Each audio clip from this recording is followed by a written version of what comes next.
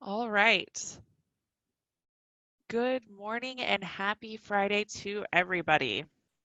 So today's webinar is going to actually be outside kind of our normal training topics on the software. And this webinar is going to be focusing on why you should be buying land effects. So what makes this webinar even more unique is that the presenter, Jeremiah Farmer, is our CEO, founder, developer. Basically, you can call him the big kahuna. But before we get started and he gets into his presentation, I would like you guys to take a look at your screen. At the very bottom, you'll see that there's some options. You'll see a Q&A box.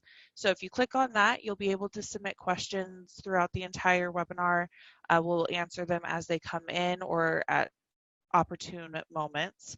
And then if you guys just want to chat amongst yourselves, there's a chat box just for that as well.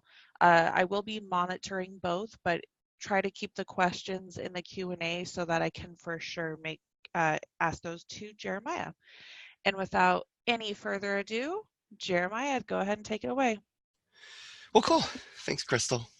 Yeah, let's take a look at what we're gonna talk about today. Obviously, we're gonna cover why certainly we think you should buy. We're gonna kind of approach from the point of view. Maybe you have a boss you're trying to convince, or other team members are kind of on the fence, sort of a thing. It's sort of the perspective we'll take. But to tell that story, and since I'm here, I'll tell you a little bit of the history of land effects. And we're going to head off a lot of the basic questions. I mean, we've basically heard every question there is by now. So going to kind of just go through all the real basic ones that we've heard from people on why, why they're still waffling on buying land effects. So we should be able to head off a lot of your real common questions, but still, like Crystal mentioned, please feel free to type in, like literally any question. We want to really have this be interactive. There'll be plenty of time to address that. I'm going to have to show you land effects at the end, but I've got about 30 minutes here of a presentation, first staying here in PowerPoint, and then just a real brief demonstration of land effects. I mean, this is a chance, I'm here, so I'm going to be able to literally answer any question. So you can see what land effects can do from many of our numerous power tip videos on the website. So this is not really going to be so much inside of CAD showing you what land effects does, because we're going to talk about really that. Why should I be buying it? Hopefully aware of some of the capabilities of the software. So if we're going to tell the story of land effects, it is a story of a father and son. So that little whip crack on the left, I picked that photo just because that was one of my, probably, if not my favorite photo from when I was 5 years old. But that was the age my mom taught me how to type. And that I then used the next year. My grandma, my dad's mom, gave me a TRS 80 little computer. She's like, "Here, you're smart. Figure this out," And I'm like, okay, and I read the manual, and it was like, you can load a spreadsheet to help with your taxes. And I was like, great. But there was a game in the back you could type in using the basic programming language. It was a random guess a number game. And I typed that in, and then even changed the code to make it be a different range of random numbers it was guessing between and things like that, and really impressed the family. But it really just kicked off this fascination with computers, but with programming. I had a knack for it at quite a young age. And my dad, right there, of course, on the right, he's a landscape architect this whole time. So, I'm always goofing around on computers, but I'm also growing up in his office and helping him in his office. And in the next stage here, this is embarrassing on a lot of levels. But we don't have any photos of, so I hope you're thinking, oh, where's that cool photo of Jer and his dad in the old office? We just never thought to take a photo of that. So these photos are from me and my friends goofing off with video camera. Wait, wasn't it this time like when people sketched out photos, or did they have Yeah, cameras back you then? had to have them developed, and so you don't just take photos all the time. And so we just, it was more of a formal thing, really. And why would we have a formal photo in this cruddy old office, So we just didn't. But like that Commodore 64 on the left, that's my buddy Jake. And we don't have a photo of me sitting at that Commodore 64 that I spent so many hours at, where I originally wrote a kind of a prototype plant schedule on the Commodore 64. What he's doing is we were making a goof commercial. He's showing how easy it is to order groceries on the computer. That was in 1987. Maybe You I should guys should have had the rights for I Instacart. should have just seen that one through, right? But anyway, then the photo up here, that's me and my buddy Phil, and that drafting table on the right, that's my drafting table. That was where I helped my dad with sheet prep. I did hatches. I did lettering. I would tape on the details as transparencies, photocopy them onto a transparency, then you tape them on, then run the blueprints. I did all that, and then I also then later moved on to irrigation. I would draw ink on Mylar irrigation plans, do all the pipe sizing. So it was a real integral part in my dad's office. Cheap labor also, you might say. But from that perspective, if you turn 180 degrees and look the other way, this is the office where Land Effects was born. That's it. There's no other square footage. It's just that tiny little one-car garage converted into an office. And over here, where my buddy Brett is sitting, that is where my dad's station is. And obviously, that's by the time he had obviously bought a computer and things were moving to CAD. But I'm going to step back for a second, because what really inspired him to move to CAD was my Aviation Week magazines that I've gotten every week since I was about 12. Always been a airplane geek. But these two particularly were among a series that really my dad always continues to talk about, really inspired him. But look at the photo on the left, August 1991. Everything about this photo, well, first of all, it's from an article on the National Aerospace Plane Project, which, if you read the article, it's like, oh yeah, this is a multi-billion-dollar boondoggle project. But look at this photo. I mean, first of all, it's obviously staged. The guy's in a suit, the all too visible Hewlett-Packard logo on the mouse pad. But the computer, he has two monitors. In 1991, the hardware to have two monitors was just prohibitively expensive. And it doesn't even stop there. I mean, he's got a custom keyboard. He has a custom secondary keyboard that lights up. You have any idea how expensive that was in 1991? So it's just like, obviously, yeah, whatever. Maybe if you have $1 billion of government money, you can have this sort of stuff. But check this one on the right. June 1992, less than a year later. And what's that caption say? Computer workstations have totally displaced drafting boards. And that's not a staged photo. That's a working production office. Those are normal computers, one monitor. He may have a tablet, but that's reality. And my dad realized, obviously aerospace might be a little ahead of other industries, but how long before you see an article in Newsweek or something, same photo showing some architecture office in San Francisco saying the same thing? And so he panicked a bit. He just realized that, whoa, this revolution is happening really quickly. And so he rushed out and bought AutoCAD that summer. And another photo I couldn't find. I can't find a screenshot of AutoCAD Release 11, the one that I first got my hands on. But soon after was this Release 14. And, it was not user-friendly, to say the least. But one thing it did have is the ability to customize it. And so, that was back in the day when they had those thick manuals. And so, he took the thick command reference manual, and I took the AutoCAD Customization Guide. And I read that manual, and among the things you can do, you can make a custom dialog box. And that's the very first dialog box that I made in the summer of 1992. My dad designed that dialog box. He said, here's how I want to set the scale, because AutoCAD had no appreciation of scale.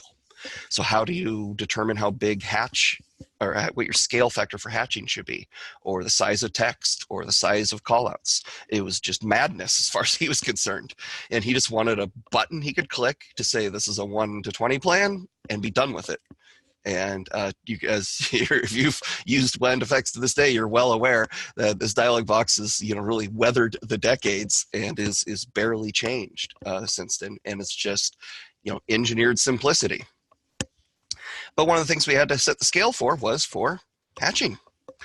But now hatching, I didn't need his mock-up on this one. Hatching was my wheelhouse. I was the Zipit Own guy over there at that other station, and here's your old Zipit Own order form. And, you'd use this and you'd say like, okay, I want 5 sheets of this one. And, the whole sheet sticky back would be each one of those. And to apply a Zipit Own, you hold it over the sheet, use your X-Acto knife, and you cut out that little jelly bean shaped area and very carefully pick it up with your knife and stick it down onto the Mylar sheet, and you go area by area, and that's how you'd hatch, right? So moving to CAD, my dad saw CAD as, well, you're supposed to be more efficient. That's the whole point of going to CAD, but he thought hatching was insanely difficult with AutoCAD.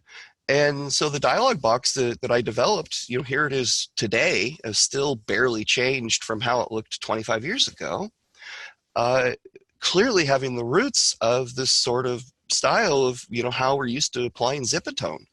I want to click on a hatch, and I want to place it. The fact that AutoCAD to this day does not have a default scale factor for hatch patterns is really kind of criminal when you think about it. But it's just also indicative of the sorts of just bone dead, simple, intuitive enhancements that we're bringing to AutoCAD, where we're patching these holes in AutoCAD and making it more applicable to our industry. As a mechanical drafting platform, I guess maybe they don't need to worry about hatches as much as us landscape architects do. So looking through the archive, this was the oldest plan that I could find my dad did with a prototype of land effects. Really interesting. All these trees and shrubs in there are tagged as land effects entities. So it's actually takes only a couple lines of code to upgrade it. But land effects has this crazy backwards compatibility. So we can actually pull up this plan and colorize it and send it to SketchUp. We can do everything we can with the land effects plan today. But a lot of things are visible in here. First off is you can clearly see that my dad just kind of was really embraced the opportunity of moving to CAD, because now your symbols can be so illustrative and beautiful. When you're hand drawing, you're not going to draw conifer symbols like that. It would take way too long. But on CAD, you can use a multitude of line weights in a single symbol, and you can have these shadows built into the block. He just loved that capability. So he was over there designing all these symbols that were, now finally available. Again, embracing what CAD can offer. And I got to do the things like the shadow function. How can I point all of those blocks at the same rotation? So it was obviously a pretty simple little macro and simple little dialog box. I had also built onto the hatching system to make that stippling hatch. So it'd be dense at the outside and then graduate in a bit. But very little was still engineered at that point. That schedule, that's not a land effects schedule. That was hand done. So my dad just did that by hand. And then, I used that as a prototype, as an example. So, okay, how can I engineer something that will scan the drawing and then create the schedule line by line and array these symbols? And of course, you can see, obviously the clear lineage to our actual plant schedule function from these sort of mock-ups that my dad made. But a lot still necessary to engineer, and we just kept cracking at it. From those first lines of code in 1992, we didn't launch as a commercial program until 2004. And boy, we thought we had a lot. Was that because so this is lines of code in Land Effects. So in 2004, we had about looks like right about 35,000 lines of code. And we thought that was a lot, but look at that. We doubled the amount of source code in barely 4 years. And then we doubled that in another 6, 7 years. It's just been continuing development. The numbers at the bottom, those are approximations, but an average of lines of code a day. So, nothing's ever like this massive development effort by a whole team of developers. It's just this constant incremental development. Obviously, a real good handle on our source code through all that. Some other neat things on here is, the blue, the massive amount of code that's necessary for the irrigation system. Or the huge amount of code that's common to planting and design effects, that actually the bulk of the planting system is written to commonly work with any type of block. It doesn't, just because it happens to be a tree, is only a very small amount of code, at least at the local side, the AutoCAD side. And all this white at the top, all the code that's now living in the cloud, still there's, 150,000 lines of code inside of AutoCAD. And I know you may be like, well, whatever, I don't know, lines of code, 150,000, is that a lot? It's, I don't know. Well, let's take a look. 150,000 lines of code. Here's an example. Great example. This is something, my dad really wanted in CAD that's ridiculously hard to do manually. If you wanted to do this manually, you'd just draw it with a thick marker and be done. But in CAD, to get something, and then of course you want to add a true color setting to it, it's just takes too long. And so this is the snippet of code that expressly deals with drawing a concept line in an arc. This is just the arc subset. So that's about 60 or so lines of code. And that's just doing the math for making it an arc instead of a line. But a few things I'll point out. Obviously I'm not intending you to go, oh yeah, look, arc dist length 1. No, it's more like this. At the top, see how it says command arc? This is the beauty of AutoLisp as a programming language, is the ability to intersperse actual command calls, like just simply in this case, just draw the arc using a command call and then do the math based on that. So it means that the development is incredibly, incredibly fast. Anything you can do in AutoCAD, I can automate. And it will literally intersperse between actual AutoCAD commands and code. And so that little 60-some lines of code, that's a one-day job. So, all of a sudden one day, concept lines can be drawn in an arc. And so that's the sort of incremental things that can be engineered literally on a daily basis. And those of you who are in the know it's exactly our MO, is we'll just roll out a tool like this someday. But arcs are silly, you said. Let's put P2 on the opposite end of the arc. Oh, yeah, I know, right? It's, oh boy, I don't, yeah. All right, don't read my comments in here. All right, so enough of that. All right, so where are we today, as a company? We're up to 22 employees and hiring. Check the website if you want to make the jump over here. It's beautiful. We've added a lot of content. It is definitely not just a program, and certainly never was. But landscape architecture, to be a landscape architecture program inside of CAD, by definition, means it's going to be in connection with a huge amount of content. So we've got these tens of thousands of blocks and growing every day on these AWS cloud servers. These massive content databases of plants and irrigation equipment, site amenities. We're able to do really incredible university outreach. We give the software free to students and universities, so chances are When you hire an intern, they're aware of Land Effects and probably have even used it. All of our videos, including this one you're watching, are made weekly and are free on the website. And a lot of this, I would like to think, is why we have gotten to be the predominant landscape architecture software in the U.S. From that little that little one-car garage office to there. I mean, I am very blessed by our success. Very, very proud of that. And something that was always fundamental as far as my dad was concerned, and me too, of course, but he said, you gotta be able to call someone. So you gotta have unlimited tech support and be able to pick up the phone and call them. And, so, I mean, but literally these bullet points, other than the number of employees, are a little unique in certainly comparing us to something else, if that's what you're doing. But the basic program architecture also is a little unique. It was designed from the ground up, and I mean literally from the ground up, from 1992, the way I originally designed it, as per the understanding between me and my dad, is it has to be a multi-user system. He goes, well, you're going to be working over there in the irrigation, and I need to be able to hire someone. So, we need to be looking at the same data. And of course, I mean, I also had to invent a licensing system if we were ever going to actually sell it. But, so it had to have this, what is, called in the industry a client server architecture, had to have this, office-based installation to be able to be used among multiple employees, all looking at the same data, same content. And it had to be project-based.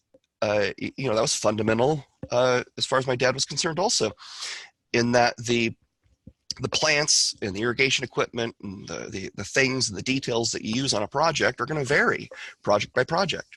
So it had to basically be in a different little project folder. And everything had to be customizable. It's always been designed as the content is going to be unique. Someone might want their own blocks. Someone needs to be able to customize things. There's no reason why they shouldn't be able to do that. And the way we send out updates is no different than it was in the 90s. Is that, whenever I'd come up with something, here you go, Dad. Whenever there was a bug that come up, it just get fixed. And so we still have the same development style over these, years. So that guides us as a company and as a person is certain philosophies. Fundamentally, I just believe that software should be easy to use. There's just no reason why it can't be. Like I said, you need to be able to call someone for help. And a lot of first-time users are a little shocked to find out that, you can send us your file. A lot of people will try to solve the problem over the phone with us. And we're like, well, I can tell you theoretically what the solution might be. Or if you send me the file, I'll open it up and I'll tell you exactly what the problem is. Which is, I think every software company should be that way. At the end of the day, I review all tech support tickets personally. Also, I fix bugs immediately. As that sample code showed, if there was, as an example, if my dad was trying to draw that concept line in an arc and it broke, what do you think is going to happen? Am I going to say, well, you're going to have to wait for the update next year, Dad? No, I'm going to fix the bug. Like, drop everything, fix the bug. And so we do the same thing to this day. Bugs are fixed immediately, as I feel they should be by any software company. We've developed these content goals. I want every plant, every product, every symbol, every detail one click away from the designer. So that's the goal over there in the content team, is to approach that sort of rainbow goal. And overall, myself, maybe I am still that little Superman kid. I want to make the world a better place, and it's literally our mission statement as a company to do so by empowering designers with the best possible software. And yet some people are Debbie Downers. But no, there's obviously valid concerns here. Sorry. Oh, yes? Before you get into that, there is actually a really good question that, you and I have talked about a lot, and I think people are wondering. So David Jonas had a question about is is LandFX advancing where we would be eliminating AutoCAD as a software? I think definitely, like, certainly there's a couple of things there, but we're talking, super long term. I mean, but definitely, I think there's no need for necessarily CAD software. Look out, what, 10 years, 15 years? I mean, really CAD software? Or is it just something you pull out a tablet and you access, there's my plan that lives on the cloud somewhere, and I'm able to click on it and do my work on whatever form that the computers have. So what is software evolving to? It's obviously evolving to more cloud-based things, and the quote unquote application is really just what's dealing with your clicks via the cloud. But I'll show, when I show at least what we've done with the AutoCAD engine, you can see that for now at least, yeah, you're going to need that application, but we're definitely preparing for, if Autodesk opens up the tablet version of AutoCAD for customization, and if anyone, including Autodesk or anybody else, comes out with more of a web-based program. But again, all it does is move the CAD program to living on a web server. It's just kind of semantics of how that is created. So anyway, but great, that was a really good question, and keep them coming. So you got some other good questions like that. Like I said, I love talking about the future. Don't get me going on that one. So let's just break down these real common ones over the years. These are the most common ones I hear. So let's just break them down one at a time. Really common. People say, I don't want another pricey subscription. Agreed. Right? Especially if you started 30 years ago. I mean, look at all these things. Everything's a subscription now. You got your cell phone, you got your internet, you got your cable, and if you just want to click a link to read some Washington Post article, now you got to buy a subscription to the Washington Post. Agreed. I understand. But at the same time, I like my Amazon Prime. I think it's well worth it. I listen to Sirius XM radio all day, every day. It's $12 a month. I think it's well worth it. Dropbox, would cost to engineer that or just manage your own file server in some fashion. Otherwise, it is absolutely priced competitively. We use Google G Suite here. That's $5 a user a month, and it's incredible what we get from the whole suite of Google products. So really what this statement is, when people say it, I think that they're not seeing the value. So, let's, maybe if they want to rephrase that, but obviously, by definition, productivity software is supposed to make you more productive, is it not? So by definition, it should pay for itself. So a lot like the Dropbox or the Google G Suite, it should be more, oh yeah, this is obviously worth the money paid. But to avoid something that's productive just because it happens to cost money, you do have to admit you're a business person. You're not a philosopher. You're not an artist. You can still be artistic. You can absolutely be artistic with what you do, and you can be philosophical with what you do. But you are running a business, and so some things are a business decision. Very commonly, though, people say, oh, these LandFX plans, it doesn't look the way my plans do. Well, I mean, yeah, it can't do that. It can't intuit that. I mean, it can't just scan your hard drive and say, now matching your plan look. You're going to have to customize it, but it is customizable. You can literally use the exact same blocks. You can configure to use the exact same layer names. It can literally look exactly the same as your plans if that's really what you're after. Yes, that'll take a little time, but what are you after here? And I would just remind you, like I said, when my dad moved to CAD, he embraced the opportunity to advance and evolve and improve upon his quote unquote look.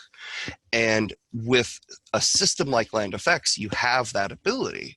So maybe your callouts can have a cool little drop shadow to them so they really pop out on the plan. Maybe your symbols can use more than one layer. These are the sorts of things that you can do when a system's taking care of that. So to really consider that. But, even if you did, nope, I want to use the exact same everything, then knock yourself out. You absolutely could have customized land effects in every imaginable way over these years that you've been avoiding it. Well, and the other thing to kind of consider here is, do you want your plans to look the same way? Because now you have more capability to maybe add some creative aspect to it that you've always wanted, just never had the time for. I know that a lot of clients use land effects that I've talked to. They use land effects for laying out the plans, but maybe they still want to hand color it, and that's totally fine. But you now have the time to color it, and it doesn't necessarily make you have to stay up until midnight so you can meet that deadline. Absolutely. No, absolutely. And that's, that just can't be said enough. And I even have another, the slide after this one too, even makes that point yet again. But this one too, and I know I've said the thing similarly, when we're like, oh, hey, we're going to use some different software to package the installer. And I'm like, oh, God, I got to figure that out, right? But to actually block that off, to say, I don't have the time to learn something new. First of all, it's just an unfortunate thing to ever feel yourself saying that, no matter how, like we were talking earlier about where is software going as a whole, to say no matter what happens with software, you've reached the maximum learning capacity and you cannot learn anything new ever.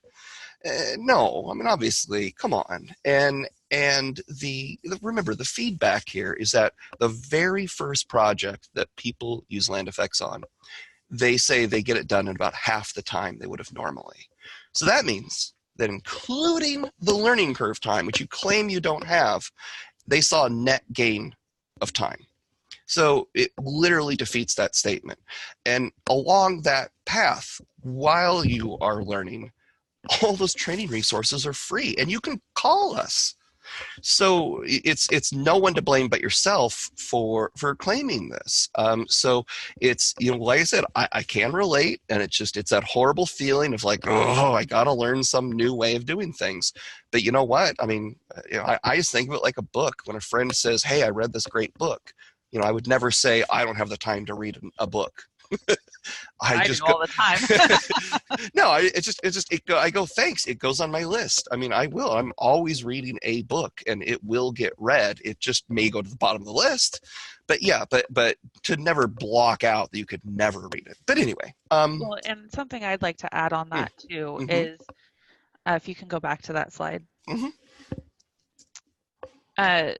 One of the biggest things I think when I have talked to trial users is that it feels as if it's this brand new thing.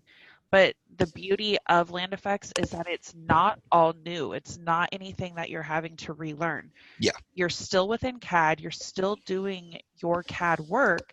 But now, instead of having to, like Steve Cook just said in the chat, instead of having to count water, it's done for him. Like, that is what software is here to do with emails. Look at how emails have just revolutionized sending mail. We don't send letters anymore. We send an email, and it's instant. And yeah, there was probably everybody like, oh, I don't know how to work an email. But now it's part of our day-to-day thing where everyone, even my daughter, knows how to send an email. Well, she sees you doing so many in a day. Yeah. No, exactly. But you hit on this, and that was that other one is, some people will say this sort of mixed statement that like, oh, land effects doesn't use this XYZ AutoCAD feature that I really, really like. And over the years, this has primarily been annotative scaling, which, AutoCAD released in 2006. Didn't work. Maybe by about 2010, it sort of worked. But also people maybe who use STB plot styles will say this, or, they'll say, oh, your schedules, just don't, again, the look thing are not exactly like the way they do their schedules. It would just, again, remind you, it's still AutoCAD. So by definition, you could correct this. You can still technically use annotative scaling with Land Effects. You can still use STB plot styles with Land Effects. You can still make the schedule look exactly the same as the way you do it. It just may take some manual effort. But to say, oh, I can't have any manual effort, you're still in CAD. Of course, like Crystal said, do some things manually. It's not like you say, I have to, I'm only going to buy a Tesla if it will always drive me automatically everywhere. It's like, wait, what? It's still a car. Driving is fun, and it may have some auto drive capability too. Same thing here. To rule out Land Effects because some things still might need to be done manually is really kind of silly, because it's a straight mathematical equation. You have time savings. Some things might still need to be done manually, so minus those. Oh, still a net gain. Again, are you a business person or are you a philosopher? Well, and yeah. And how we're different in the sense of, Jer showed you guys the growth of the software. We don't just, leave it alone. Yeah, we may not have that right now, but that doesn't mean that we won't be able to get it implemented in a year or a month, 6 months, 6 years. It's just a continuous growing addition to CAD. Exactly. And so, okay, I just have one last one here before we can dive into actually showing it, and also get some questions. So this last one, what is our current system works fine. Who says that always without fail? It's the principal. And standing next to him is the person rolling their eyes going, no. No, your system does not work fine. I know you don't have full documentation. I know you don't have training videos. I know it costs you a massive amount of money to train a new person. I know that every new CAD version is rolling the dice on what it's going to break with your system. And I know you don't have all the capability of Land Effects. I know you cannot create schedules like we can. I know you can't verify labels like we do. I know you don't have manufacturers literally paying you to get their blocks and content into your system. That they do pay us. We also have this ability to toggle between CAD, SketchUp, Rhino, Revit in any order or direction, and that's only going to continue. Again, are you a landscape architect or are you a software developer? If you're paying someone full time to maintain your custom little system, that's a lot of money. I mean, you're spending hundreds of thousands of dollars on software as a designer. If you want to go to the trade shows and just be make the leap that we did, we made that leap. We went from being a landscape architecture office to being a software company. But that was always the intention. So that would be my comment there. So lastly, of course, people say, oh, I need to see it, which of course we're going to go do that right now. But did you want to address a couple questions first, Crystal? I did. Let's go with Noah's question. I am looking at a new position with a company that just started using Land Effects. What is the best way to jump in and learn this in 5 days? And what is the suggestion for learning the whole system? I'm certified in AutoCAD, Revit, and Printer Tech. I mean, there's so many different ways. I mean, it's hard to answer that question without more of saying, how do you like to learn? But one thing you can do is you can at the command line here. Real quick while you're looking that up. Noah, I always recommend redoing a completed old project. It's going to give you the best way to basically go through the entire software, what it would be like with doing it in a project, but you don't have to have the pressures of, oh my God, this is a deadline, I have to be creative. I'm also trying to learn something new, and that usually just makes everyone anxious. And what's the first thing that's going to fall off? Learning something new. You're going to go back to your old ways. So just pull up an old project and it'll help you step through using the software. Sure. And other ones, I mean, you can type Land Effects at the command line, and this will pop up, and it's got this little 30-day challenge here. So, if you want to learn planting, click on planting, and each of these has a challenge. So, I'm going to scroll down to something like here. Here we go, like plant color render. Plant color render. You watch the video, click here to learn more about it. And okay, once you've done it, but if you haven't done it, it'll say no. Like in this case, it'll say no, there's no color plants in the drawing. So obviously you didn't complete it. And we're going to continue to build off of this to be this sort of interactive sort of a trainer. So there's that. There's all of our power tip videos. Grab the Land Effects phone app so you get the latest power tip video every week. Attend to these webinars. Like with anything, I think, people, I get always relatives and friends say, oh, I want to be a programmer. How would you recommend learning it? And the shortest answer is, how do you think? You get in, you program something. That's how you're going to learn it. So how are you going to learn Land Effects? You just got to get in there and use it. That's the simple answer. And we also have our new tooltip hover. So if you hover over any of the tools, you will be able to get a little preview of what that tool is. So, just start clicking on some buttons. Exactly. And the biggest thing to, again, remember, you're still within CAD. It's still the same CAD environment and designing. You just have tools to help with the tedious things, placing plants, error checking, colorization, the symbol selection, running a schedule. All of that is just speeding exactly. you up to give you time to design. And in fact, I'm actually even going to start here with something simpler. Well, first, actually, before I show anything, I have to just pull up this. I, of course, am in FXCAD, which is a licensed Autodesk product. We take the AutoCAD engine, they license it to us. We alter it, we pull some things out, and we brand it. And so it, technically, it's not an AutoCAD copied installer image. It's an altered install of AutoCAD licensed through Autodesk to us. So we have to brand it, of course, as something different because it is technically a different product. It is FXCAD. But whether you have AutoCAD or FXCAD, it doesn't matter because they're both the same. Land Effects, then, whoa, as I clicked close. Well, that's fine, because I do have a question while you're loading. Oh, you bet. So Jeff had a few questions. I'm going to answer one that's pretty quick here.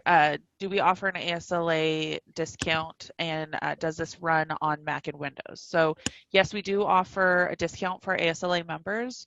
If you just provide us with your member number, we can get you that discount.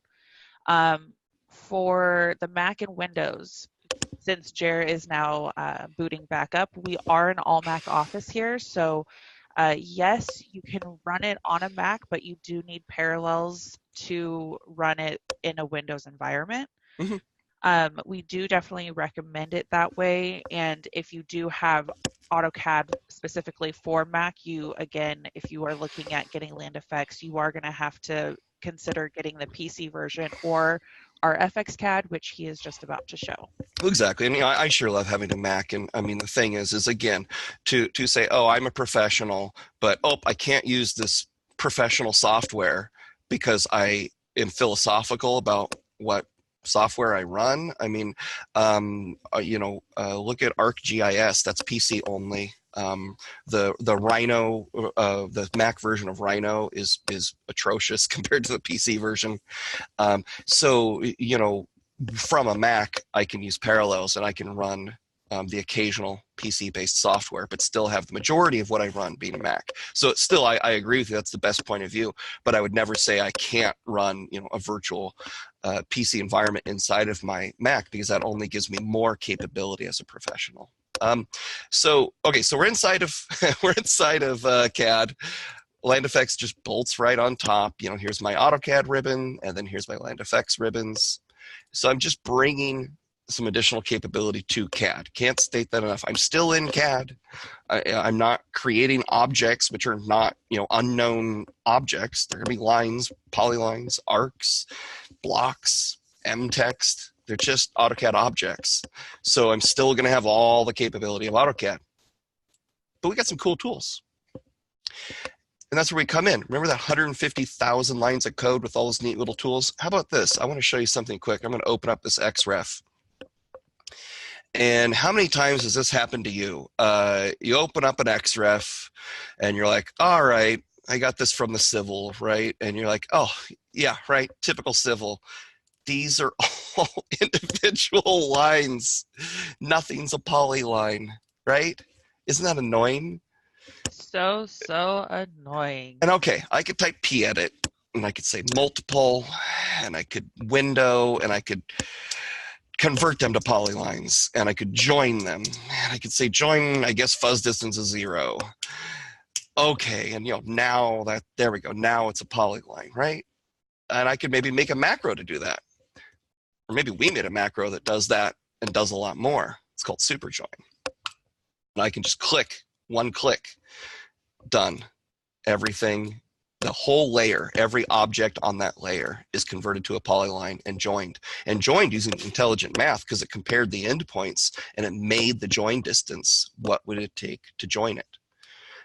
And so I can just keep doing that, so I'm like, oh yeah, oh, look, there's another one, and I can just click my little super join and move on along, and look at this, there we are, I'm moving right along. So that's super, super handy, and that's just one tiny little tool. Did that save time? Did that save time on literally every single project you start? Yeah, it did. So, that's the kind of thing to keep in mind. Is also, back to the question on learning, do we have a power tip video on super join? Yeah, actually, do we? I think we do. Yeah. Okay, we do. I know we have a power tip on p-hatch. We have a power tip video on polydivide. So again, you get that LandFX app on your phone. That power tip video comes out every Friday usually. Watch that video. That's great, and you're going to save time. That 2 minutes spent watching the video, I guarantee you're going to get that 2 minutes back. So I'm just going to show no more about 10 minutes of planting, just as an example. So I'm just going to, here, how about some generic plants? Again, look at all these symbols. Again, you want to use yours, they're just blocks. But these are delivered via our AWS content servers, so we can add additional ones. For instance, we had users say, you don't have any multi-trunk palm symbols. Oh, we added them, and they're just instantly available. And so you're really gaining. Oh, that one looks sad. But you're really gaining. Oh, you're gaining effectively this content team along with the cost of the software. But let me just grab some symbol, and I can just however big I want to make that and drop that in. Yay. But you know what? If I'm placing 3, why don't I just place 3?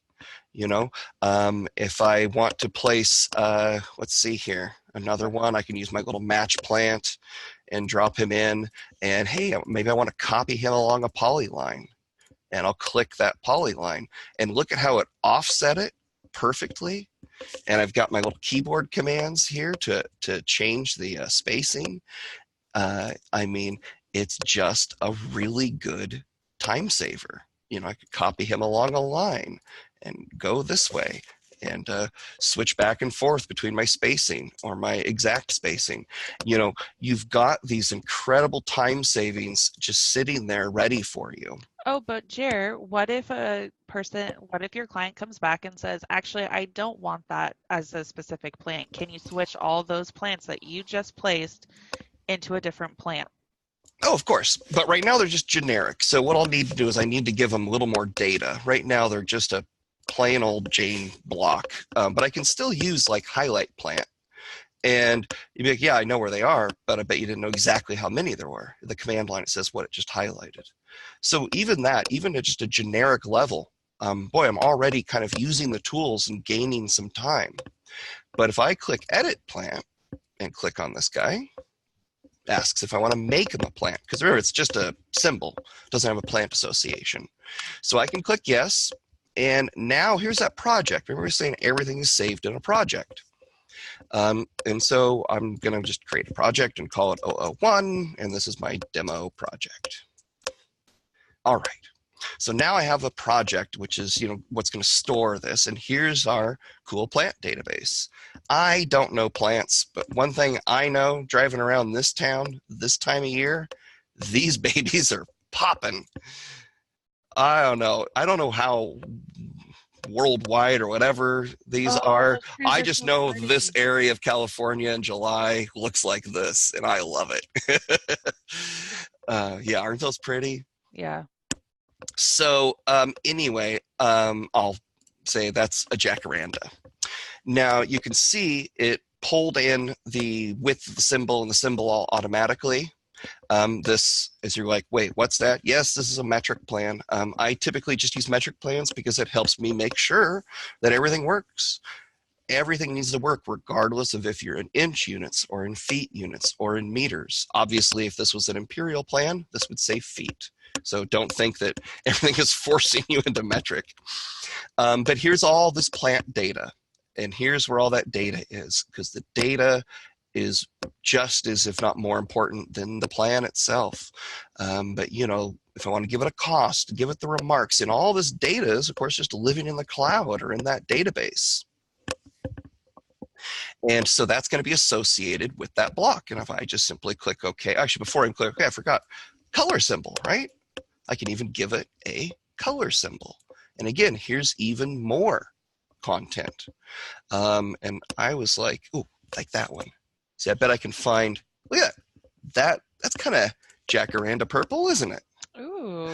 So I can assign my nice little color symbol, all that data. And now, of course, that data is going to live over here in my plant manager, and that can move project to project. And I'm going to be even faster because on a new project, I can just drop in a jacaranda just like that. So you get this incredible capability, but also now that these are actual plants with a name and everything, I can use things like our labeling tools. So I can just simply drop in my label, boom, just like that. There's my little fancy label, move him over here, of course. I mean, do whatever I need to do with them. See how it came in just the way I liked. It's obviously customizable. Everything about everything is going to be customizable. But then I can use my verify labels. Obviously, these ones are not labeled, but to really, at this point, we're kind of now showing something you can gain from a more complete plan. Let me just jump ahead to something that's more complete over here, where if I have a plan, same plan, right, where I'm, more done. Now when I click verify labels, oh, unlabeled plants, and then the yellow, I clicked right past it. I'm so sorry if you didn't, if you're like, what was that? See how this group of polystichums, I think, there's two labels pointing to them. So obviously that's inaccurate. That's why I highlighted it. It's just letting me know, hey, dummy, just pick which label you don't want and get rid of it. But here's this hatch bed. This is another huge benefit of using land effects compared to the way people usually do it. Heard in many offices, they go, well, I can't place plants as a hatch because we can't calculate that quantity. Well, here we go. 35 of these rosemaries are in here. I'm like, well, wait, 35? I'm thinking 30, that seems like not very many. And again, it's metric. If this was an imperial plan, that'd be in inches. But that's, 2.5 yards on center. That's a lot. So yeah, it really should be 1.25 yards on center. And instead of 35, it's instantly 137. So, having that access to those calculation tools and all that capability is the real meat of the time savings. Remember the color symbol we chose? It saves that with the data. Remember, that's why all the data is the super powerful thing. I mean, what we're going to be known for in hundreds of years is the data we've created. And I can just apply this color rendering very quickly, and then pop over here to paper space. How about I just drop in a little plant schedule to match? Obviously, the plant schedule is super fast. That's kind of like obviously a huge reason to use it. Get all those exact quantities. Well, Again, those are my hatching quantities. Speaking of schedule, someone did have a question on the schedule. Can you great. import plant schedules from Excel? How about text from Word? Not into land effects, but you certainly can into AutoCAD. There's nothing, so that wouldn't change at all.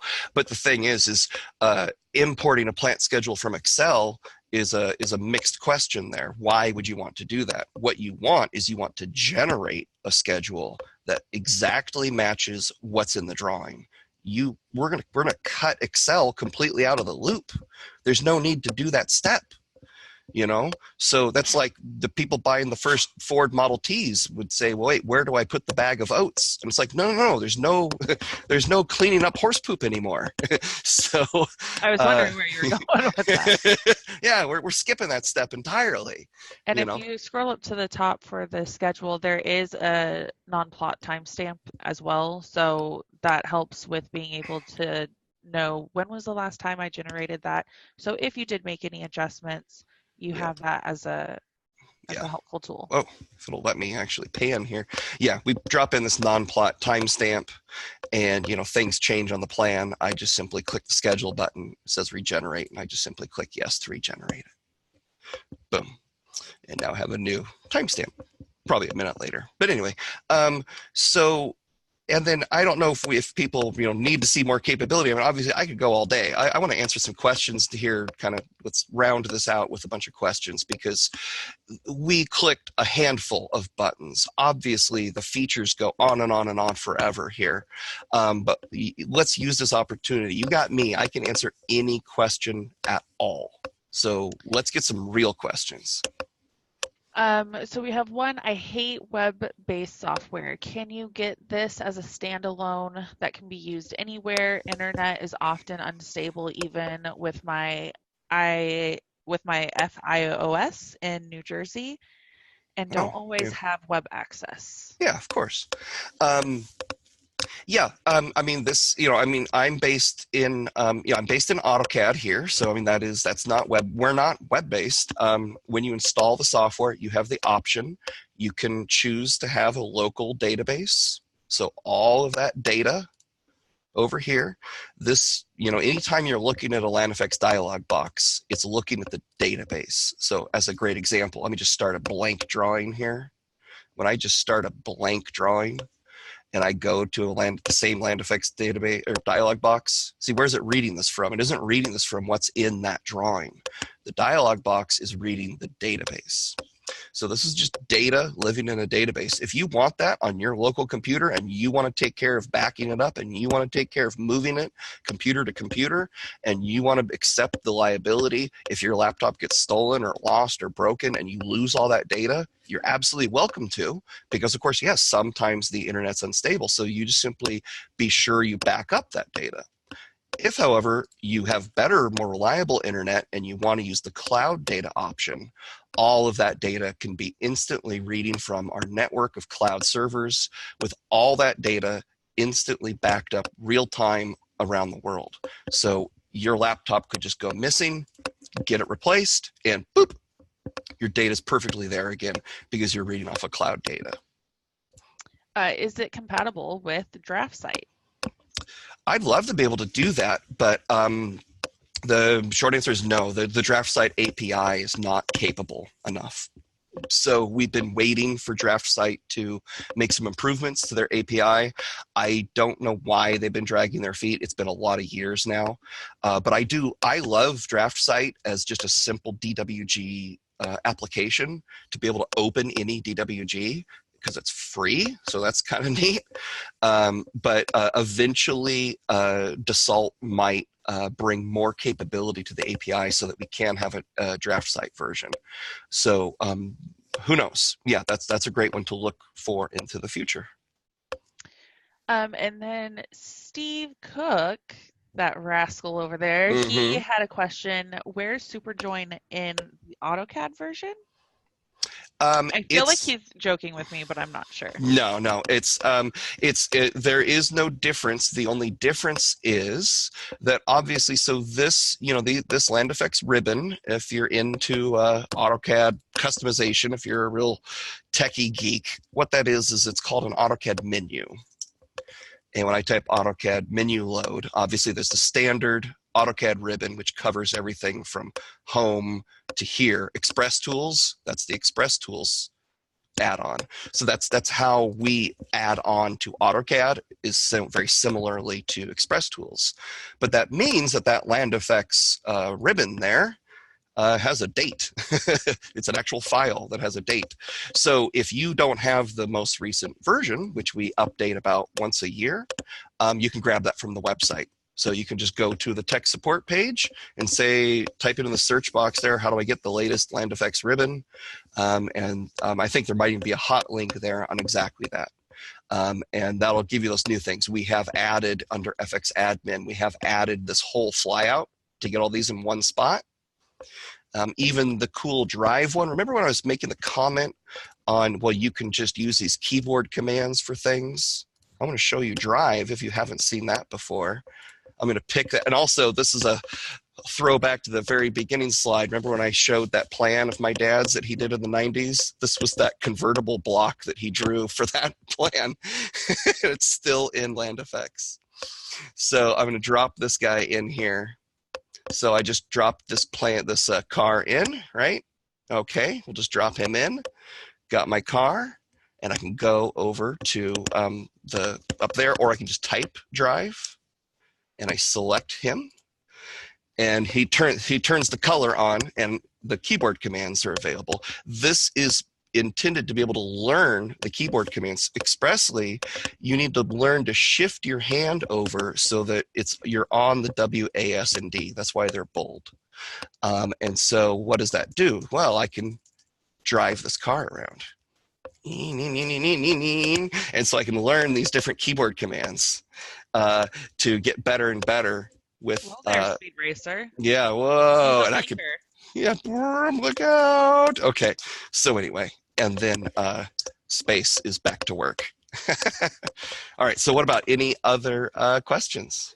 Yeah, Noah was wondering, does the irrigation side of the program work similar to the plant schedule? Absolutely. It's just Prepare absolutely. for your mind to be blown. Nope, same thing. I mean, where's my, same old thing. And I've got this irrigation plan, and I can just obviously jump over here into Paperspace. You don't have to be in Paperspace. We just certainly would definitely recommend it. And I can generate, an irrigation schedule based off of everything that's there in the drawing. So, he's now looking at everything in the drawing, a little more calculations to make on the here on the irrigation side, because it's got to look at all those pipe distances.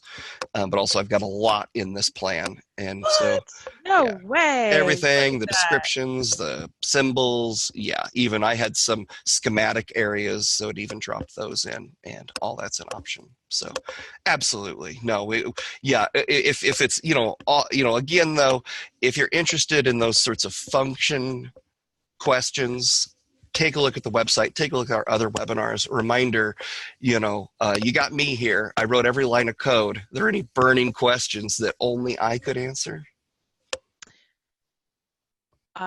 Do aliens exist? Well, they just don't like being called aliens. Oh, anyway. Sorry. But I see. Did Jeff have a question there about Draft Site? Yes, I was just about to ask. So Draft Site has a pro version for free, or for a fee, about $500, way cheaper than AutoCAD, assuming paid version is not compatible. Forgive my ignorance. What is API? Yeah, well, an API is a application programming interface. It's how we can customize a program. So, like I said, those 150,000 lines of code, where are we going to write that code? So Draft Site doesn't have the ability to make an add-on to the degree of what Land Effects does. They have some add-on things, but the easiest way to answer that question, Jeff, is go to that Draft Site, go to the Draft Site App Store, and you tell me how many apps are in that app store. Obviously, it doesn't have the ability to create these additional add-on apps. That's why there's only like 3 apps in that app store. Well, and also it kind of pertains to FXCAD. This is why we worked so hard trying to get basically a more affordable version of AutoCAD for Land Effects users specifically, which is FXCAD. FXCAD is just AutoCAD. So if you are looking to make a transition from Draft Site, you're not going to have to spend an arm and a leg to go with AutoCAD. We do have FXCAD available, and it is exactly AutoCAD.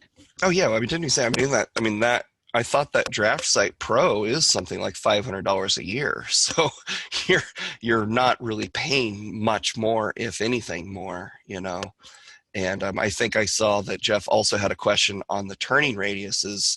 Um, Yep, I was just gonna. Certainly, you might want to use a program like AutoTurn, but we do have under here vehicle access. We've added in a bunch of these little guys. So these are some pretty handy little ones. This one even has all the different um, turning radiuses, so you can kind of see what because it'll. I don't know what those mean. Hopefully, you professionals know what those mean.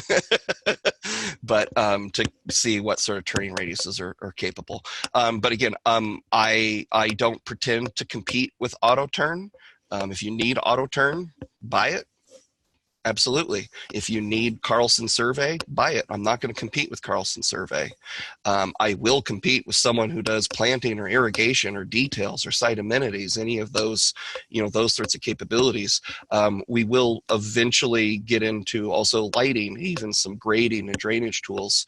But, and so we'll be very clear about what capabilities the software does have and who we will go toe to toe with, but certainly not AutoTurn. But yeah, if you need that, grab it. It is definitely good software. And then Jeff was wondering, how do you handle contours? We don't so much. If you're doing a lot of topo work, I would recommend you get Civil 3D and add land effects on top of Civil 3D. As we have more, as we do bring more tools for doing contours and things, then absolutely we'll have something. I think in this plan, I had this. I mean, I can show you this, which is about all we have. Is in this XREF, these contour lines, kind of came from the Civil, so they have their elevation, and I can use my spot elevation call out, and I can turn on my little O snap. So when I snap to something, see how it read in the elevation? So I can do that. So, and these spot elevations will be used by things like our irrigation system to calculate elevation loss. So I can drop in, another one here, and of course he's going to be a different elevation. So that's but we don't have the tools to shape and create these contours. That's what Civil 3D is for. And that was, where these contour lines came from. And then would you be able to pull up our website page here? Yeah, let me find my little web browser over here.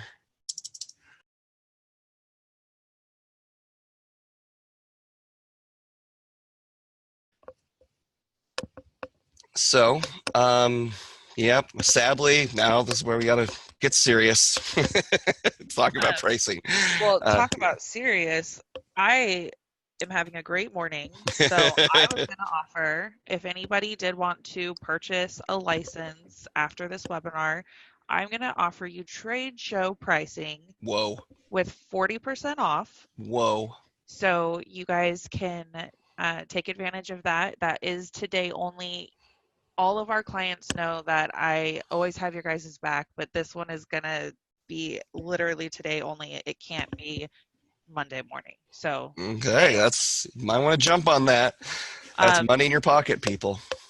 Yes, it is. And so just to clarify, I do want Jared to go back real quick to show you guys a little bit more about design effects. Jared, okay. Show. We said go back to show design effects. In a second. So I just want to explain here for how licensing is going to work. Design effects, right there, that's kind of our core functionality. If you get planting, it is going to include all of design effects plus the planting feature, and irrigation has everything. If you are an irrigation designer and you say, I don't care about planting, I'm sorry, it still comes with your license. It does not take away anything or take away cost. Yeah, you're welcome to you can just go up here and you can just say, well, you know what, if I don't want this darn planting ribbon, then you can just go over here and just say, there, I don't have the planting ribbon. And if you go, well, yeah, I also don't use this darn sight ribbon. Okay, fine. Go ahead and go on here, turn off the sight ribbon. There you go. You're like, yeah, I just like the irrigation, and sometimes I use details. All right, there you go. And so then with how FXCAD works, FXCAD is AutoCAD, so that is acting as your CAD platform. So if you are interested in either adjusting your subscription of AutoCAD to switch over to FXCAD, we can definitely do that. Or if you are using DraftSite or not using a CAD platform, we can have a further discussion, but you would most likely want to use the FXCAD, and then you would be adding one of our licenses on. Exactly. Yeah, it's just a drop-in replacement for AutoCAD. So you start out, you're like, don't think about FXCAD. You're just worried about if you like us as a company. So you're going to be adding one of these onto AutoCAD, and then you go, yeah, I like you guys as a company. Now I want to use FXCAD instead of AutoCAD. Then that's what you're replacing. It's just that AutoCAD engine. If you are not sure about it and you still want to do a trial, we do have a 30-day free trial, and you can install FXCAD to see for yourself if it works for you. You'll get the irrigation license if you want. So we do have the 30-day free trial. As long as you have not already installed AutoCAD 2020, because it Correct. is the AutoCAD 2020 engine. So as long as you haven't also installed the AutoCAD 2020 trial. Correct. And then, Jer, I would really like you to show actually the detail enlargement tool. I think that it's super fun. Oh yeah, you know what? Well, no, it's a great tool. Let me just see if I can find kind of a good one. Oh, you know what? This one looks good enough right here. So I'm sorry, my whoops, trying to get there we go. Sorry, the zoom toolbar was in my way. So let me just make a little bit of space here just to show this. I've got this detail here, metric detail drawn 1 to 20. And let's just say I want to show some additional detail for the cap there. Let me just get out of the way. And so what I can do is I can go right up here on my detail ribbon, detail enlargements, circle enlargement. So I just say for this kind of area here. And so as I move the little mouse, it's already 1 to 15. If it's doing an enlargement, it needs to not be 1 to 20. And so I can cycle through the other scales that are blow up scales beyond that 1 to 20 that I started with. So, maybe even I'll go pretty big over here, boop. And there we go. Obviously you might have a little quirk. I don't know what went wrong with that little patch pattern there, right? That's a little odd. But look what it did. It grabbed all those entities. It blew them up to be that many times bigger. I can even do a linear dimension here. Is that gonna let me, whoops. There we go. I can dimension that. That's 292 millimeters across. If I dimension it over here, it's 292 millimeters across. I mean, that is pretty neat, right? So we had a lot of fun working with that one. Of the ones who wanted that are like, and it really does open you up now to, well, wait a minute, I could kind of reimagine how I do a detail, because typically where you might have to call that out to reference an entirely separate detail, maybe just go ahead and have the detail be, take up more of the whole sheet, and you can have these little enlargements looking at areas. It's a really neat way to just think of how you do your details. And that was just so much fun making this tool. And, as we come to little things like this, like, why didn't it trim that hatch pattern? Send that file into us, and we'll see if I can get it to be even more perfect. I can see why it didn't. See the cutting edge here. There was no hatch pattern intersection, so that's why it didn't trim this part of the hatch. But maybe there's some wizardry I can figure out to make that tool even better. If you actually type in the command line expecto patronum, it doesn't do anything. I think can I put that on the wish list? Brian had a question. How do I make the multi-liter plant labels to all caps? Oh, yeah, that's also if you look in our documentation for label customization, that will tell you. But the short answer is I turned off planting, so that makes it a little hard. Is there's a label customization that you can do. You can just simply use the little upward caret symbol, and I know you're like, what? a shift 6. Shift 6 is the magic answer. But if I go How is that a in, carrot? it's called that. Don't ask me why. Okay, but see that here. That if you hold down shift and hit the number 6, that little thing, that's it here. So if you either customize the label or you use this label, so that means uppercase. So that's what that is. So if you wanted, for instance, common name uppercase, you would just add these little uppercase, these little caret symbols on each side of the word common. So I hope that answered that. But that just gets into, again, everything was designed to be customized, and so you have full ability to make those sorts of customizations. And also the beauty about it is that it's just very easy to find any of those answers on our website. We should have everything available for you guys. I think Uh, so. Yeah. How um, about one more question? You want to roll the dice and give me one more question that only me can answer? Anything else?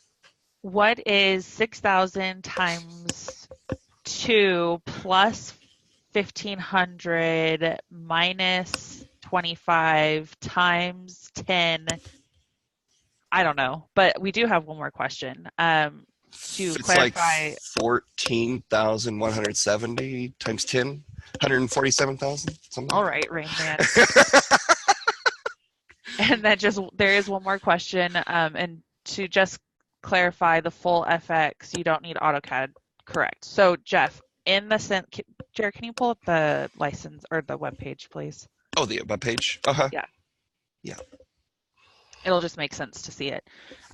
So FXCAD is the CAD platform. So in a sense, Yeah. just think of it as it's separate because that's just acting as your CAD platform. As your AutoCAD, it is your AutoCAD. Yeah. And then you're adding one of our land effects licenses to that. But the nice thing again about having a land effects license with the FX CAD is that you are actually dealing with us for any CAD questions or issues. You're not going to Autodesk for that. So it makes it very easy for you to not have to think, oh crap, is this a AutoCAD issue? Do I contact Autodesk? Or can I just contact Land Effects? If you have FX CAD, then it's no matter what your question is, you can just It is, contact us. and it's admittedly and totally understandable. Totally understandable. It's a little confusing because you've probably never even heard of AutoCAD OEM or what the heck is AutoCAD OEM. What is OEM? It's original equipment manufacturer, but it's it's like, what is this? So it's a little confusing because you're like, what the heck is it? And it's like, yes, so the way OEM software in general works is that way. Is so Autodesk in this case, they give us what they call AutoCAD and we repackage that, but we are altering it from the original because we're not AutoCAD resellers. If we were a reseller, we can't alter it. We're only selling exactly AutoCAD. But because we're through the Autodesk OEM division, it gives us way better capability than if we're just reselling AutoCAD. We are able to customize FXCAD exactly how we want, which is great. I mean, you go through these ribbons. The first thing I notice of the home ribbon of FXCAD compared to AutoCAD is you notice there's not that little crow's foot button in the ribbon, which drives me crazy. There's hidden buttons in the AutoCAD ribbon, and you have to click the little crow's foot, or you have to click the tiny little down arrow here just to see all the buttons. But we designed the FXCAD ribbons to I can just scan visually across, and all possible choices are here. There's nothing hidden other than beyond, these little drop downs. So we customize the heck out of this AutoCAD engine. And then to take advantage of the 40% off, if you guys already have a license with us, please go ahead and just give us a call, shoot me an email if you want. and we'll make sure that you guys get squared away. If you don't even have a trial or are not in our system, you can always download a free trial, and that way you just put in your information and we can process the payment today. Or you can always just give us a call. Jared, and I know our phone number's up on our website. Can you go ahead and just put that on the screen? Yeah, call the old right there and bing, right there at the top of the page. Just give us a call and we'll be able to help process that through. Yeah. Well, I hope that got everyone taken care of. And I hope, like I said, this gave you lots of ammunition to convince the ones that maybe are not convinced. And this was recorded. So, of course, they can watch the whole webinar if your summary of it doesn't quite work. I'm so sorry. I know we're running late, but David Jonas did have a good question. Does FX CAD licensing work the same way as irrigation effects? Does it check in and check out? Mm-hmm. Yeah. Yeah, basically. So yeah, if you get FX CAD, you can, and you go, well, wait, I have my desktop and my laptop. Can I install it on both? Yeah, you just can't run them both at the same time. That's all.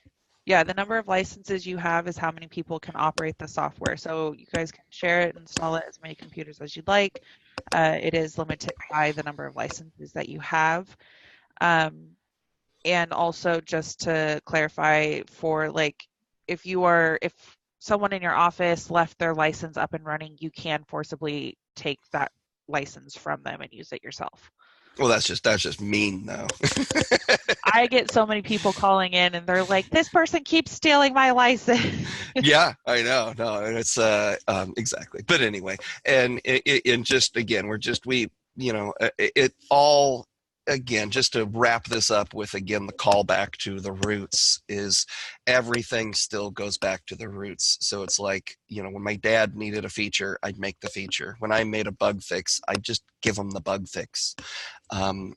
So it's that sort of mindset. So how does the licensing work? Well, how would you like it to work? And I guarantee you that's how it works.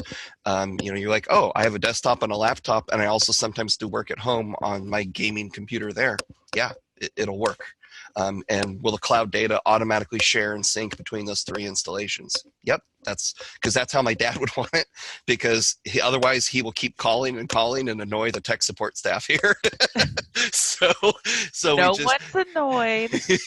But we just make it work the way it should work. And so if it doesn't, then you call us and let us know. But anyway, but on that note, I think that's going to be good for now. I'm going to wish everybody a very, very happy weekend. And happy belated birthday, Jer. Oh, yeah. Yay! My birthday. All right. Bye-bye, everybody. Bye.